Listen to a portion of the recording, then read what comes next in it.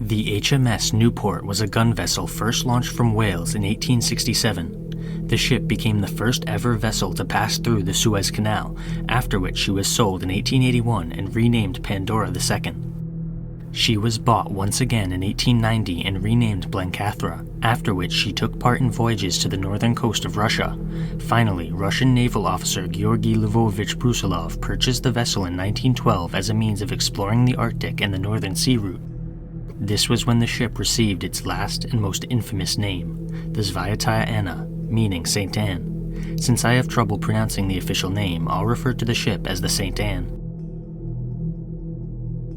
On August 8th of 1912, the Saint Anne set sail from Alexandrovsk, Russia. Their departure date was later than most ships would have set sail, and the ship became stranded on the Yamal Peninsula in Siberia. The crew were forced to accept the fact that they needed to spend the winter on the peninsula because the winter storms would be too dangerous for them to continue the voyage. However, their plan backfired. When 1913 came around, the waters surrounding the Yamal Peninsula were still icy. The crew had spent more than enough time sheltering on the peninsula, so they departed regardless. Due to a combination of ocean currents and ice flow, the Saint Anne drifted further into the Arctic ice pack, and by the summer of 1914, there was no hope of getting back home. The crew, as well as the captain, had also contracted scurvy, which is a disease caused by a severe deficiency of vitamin C. The navigator and second-in-command, Valerian Albanov, realized that the ship would never be able to make it back home. He requested and got permission from the captain to attempt to return on foot rather than stay aboard the doomed vessel. Albanov, as well as about a dozen other crew members, left the ship and began using a map of the Arctic to make their way back to civilization. Unbeknownst to them, the map they were using was extremely inaccurate. They traveled by using a combination of makeshift sleds and kayaks, and they wandered around the frozen tundra for 90 days.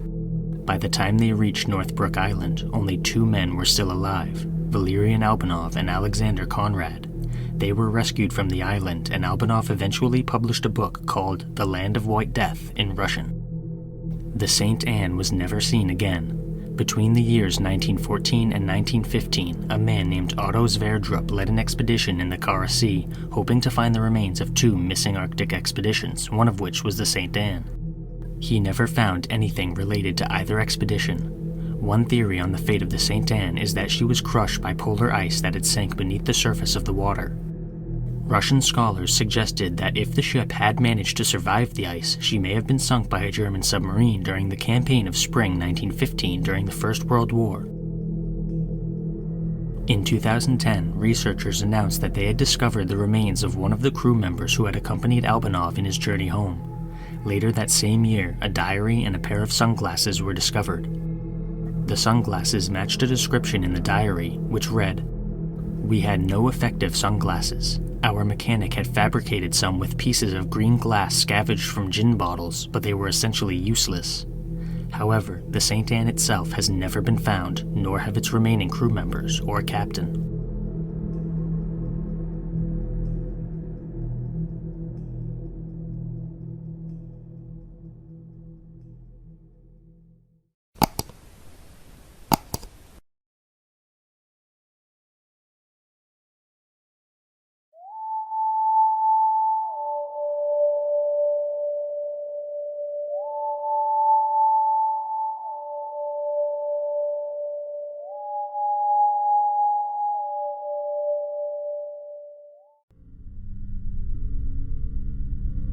In 1915, an Italian war artist named Fortunino Matania painted one of the most famous works of art depicting World War I.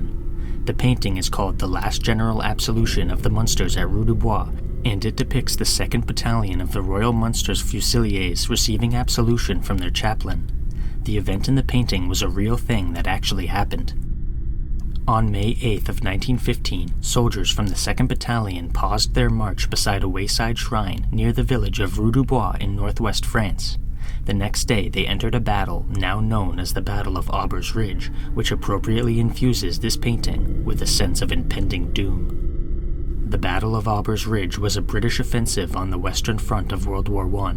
It was part of the British contribution to the Second Battle of Artois, which was a combined French and British offensive meant to exploit the diversion of German troops to the Eastern Front. The French attacked the Germans north of Arras, while the British attacked the Germans north of La Bassée Canal. However, the attack ended up being an absolute disaster for the British. They gained 0 ground and no tactical advantage, and they suffered roughly 10 times more casualties than the Germans. The Battle of Aubers Ridge was only one part of this disaster, and the majority of the men in the 2nd Battalion lost their lives. In total, the British Army lost more than 11,000 men in one day. The painting is believed to have been commissioned by Jessie Ricard, the widow of Lieutenant Colonel Victor Ricard. She had gathered eyewitness accounts from the few men who survived the battle, which was the basis for the painting. According to most estimates, around 800 men entered the Battle of Aubers Ridge, but only 200 made it out alive. For years, the exact location of the roadside shrine was unknown.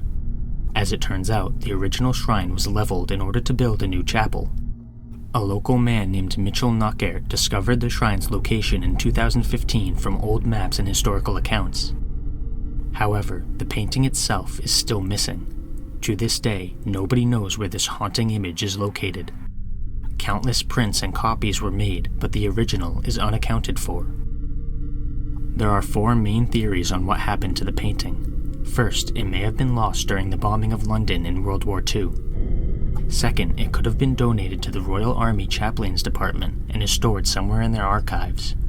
Third, it's possible that the painting was either miscatalogued or forgotten in a museum. Lastly, someone may have the painting as part of a private collection and they either don't know it's missing or don't even know what the painting is. Regardless, the whereabouts of this infamous painting are unknown, but hopefully we will find out someday.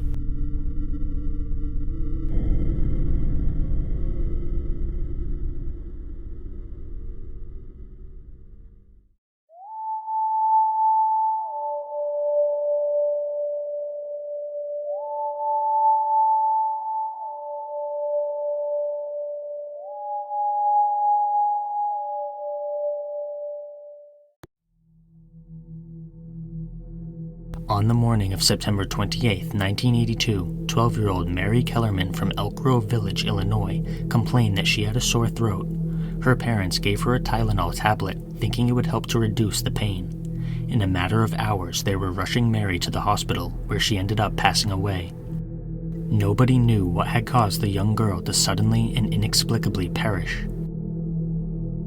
The next day, a total of 6 people, 27-year-old Adam Janus, 25-year-old Stanley Janus, 20-year-old Teresa Janus, 31-year-old Mary McFarland, 35-year-old Paula Prince, and 27-year-old Mary Reiner all consumed Tylenol that they had purchased in the surrounding area. All 6 people ended up dead. A nurse named Helen Jensen was asked to investigate the deaths of the Janus family, and she quickly determined that the deaths had likely been caused by contaminated Tylenol, and she turned over a bottle she had found in the Janus residence to the authorities. Law enforcement sent the bottle in for testing, and the results were shocking. Out of the remaining 44 pills in the bottle, 4 contained nearly 3 times the lethal dose of potassium cyanide. Within the next 48 hours, Mayor Jane Byrne and local law enforcement, along with health officials and nearby universities, managed to pull all Tylenol products out of local stores and pharmacies. The products were all sent to a variety of labs for testing, and local residents were instructed to dispose of any Tylenol products in their home. The manufacturer of Tylenol products also issued a nationwide recall. The fears surrounding the cyanide pills had a ripple effect on many communities, and trick-or-treating was even canceled in many towns because parents did not want their children to ingest poison candy. The investigation into the murders determined that the contaminated bottles had been manufactured in 2 locations, Pennsylvania and Texas. This suggested that the medicine had been tampered with after arriving at stores, seeing as the 2 manufacturing locations are extremely far apart and distributed to a variety of different locations, and only bottles from the Chicago area had been contaminated. The police speculated that someone had taken the bottles off of shelves in local stores, placed cyanide in some of the capsules, and then put the bottles back on the shelf.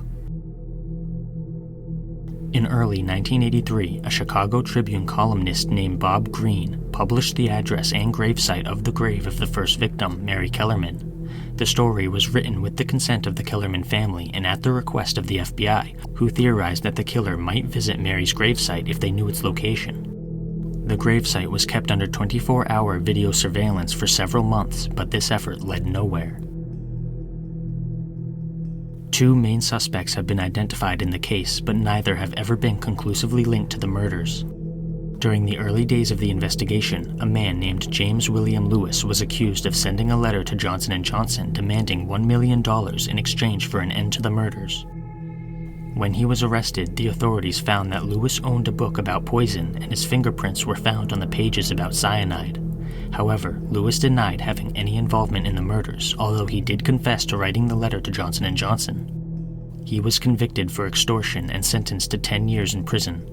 According to Lewis, he had worked on the extortion letter for 3 days, but the authorities determined that the postmark was from October 1st of 1982, which meant that, if Lewis's timeline was accurate, he would have started working on the letter before the first murder. When he was confronted with this information, he recanted his timeline.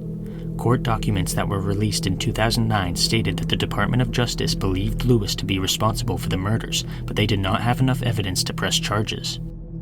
In January of 2010, both Lewis and his wife submitted their DNA and fingerprints to the FBI, who failed to find any matches on the contaminated bottles. The second suspect was a dock worker named Roger Arnold, who admitted that he was in possession of potassium cyanide. Arnold frequented a bar in the Chicago area, and the owner of the bar reported him to the police, claiming that Arnold had talked about killing people with white powder and exhibited erratic behavior after his marriage fell apart. Furthermore, Arnold had worked with the father of Mary Reiner, one of the victims, in a warehouse, and Arnold's ex-wife had been treated at a hospital across the street from the store where Reiner had purchased the contaminated Tylenol. A copy of a book that contains instructions on how to make potassium cyanide was found in Arnold's home. In 1983, Arnold shot and killed a man named John Stanisha in a case of mistaken identity. He was convicted for the murder in January of 1984 and served 15 years in prison. He died in June of 2008. His body was exhumed in 2010 for DNA testing, but the samples did not match anything from the contaminated Tylenol bottles. At the end of the day, the Chicago Tylenol murders remain unsolved. This incident will likely be a mystery forever, as well as a disturbing part of Chicago's history.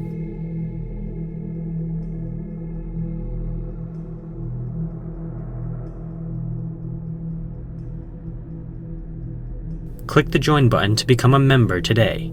Channel members receive exclusive content as well as early access to all my content.